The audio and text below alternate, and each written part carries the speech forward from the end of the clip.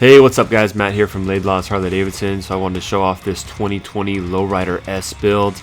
I promised you guys at the beginning of the model year that we'd have some pretty cool lowrider builds. So I want to thank first of all Dave for letting me show off his bike on the YouTube channel here. So yeah, we had a customer come in and basically design this and set it all up the way he wanted to. So let me kind of go into the details on this thing and show you guys what we got here. So first off, we have the Russ Wernimont FXRT retro style fairing on there, and we've got an LED Daymaker headlamp in there as well. And this is the windshield as well that comes with the Russ Wernimont fairings. These fairings come pretty raw, so we also had it sent out to our custom painter, and he just basically went for it with a simple vivid black on here as well. Front end is relatively stock. You've got that bronze looking finish on the front wheel there. No real change in the front end there.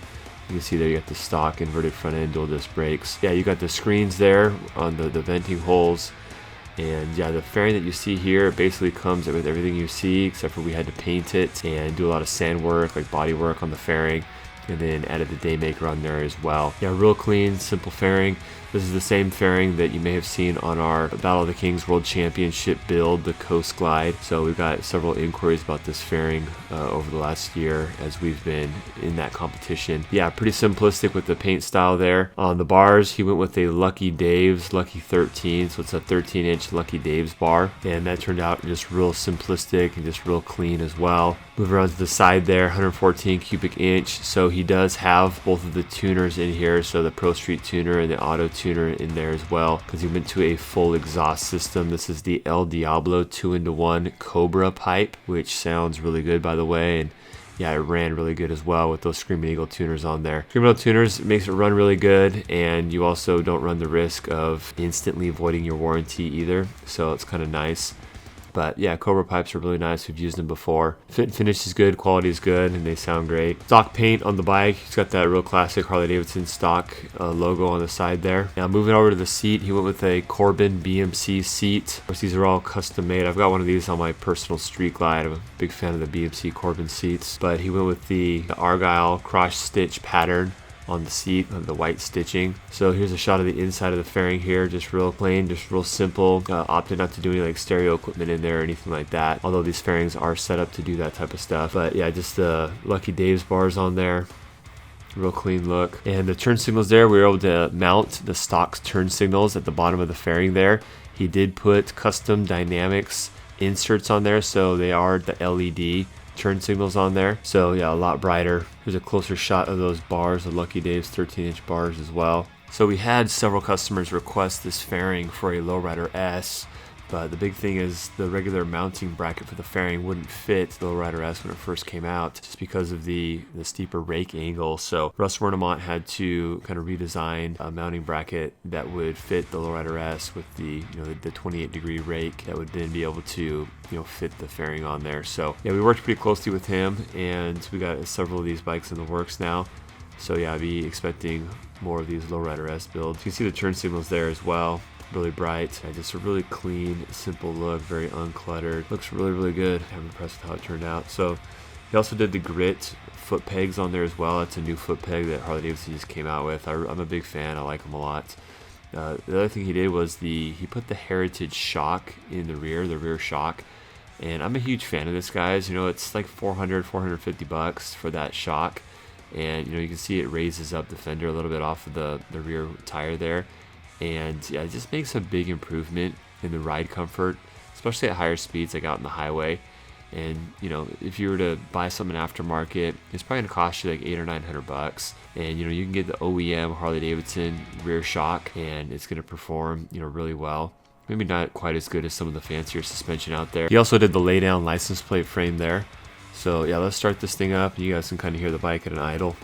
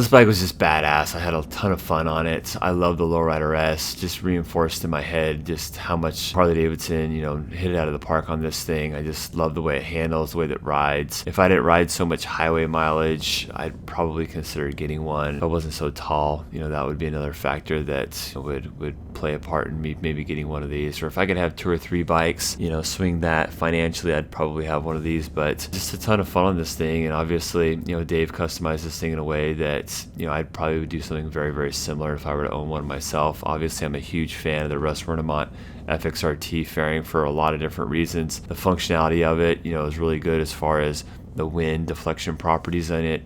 Ripping down the freeway, you have very little head and body wind on this thing, and I just love the fact that it's a retro style that really pays homage to a bike that Harley-Davidson had, the FXRT. And just on top of everything, I just think it's a cool dynamic how back then when the FXRT came out, a lot of people didn't really like the fairing, and now you've got this new group of riders in this purpose-built club scene, movement, whatever you want to call it, that are just really flocking to this fairing right now. It's getting to the point now where it's just really kind of trendy, which, okay, I get it.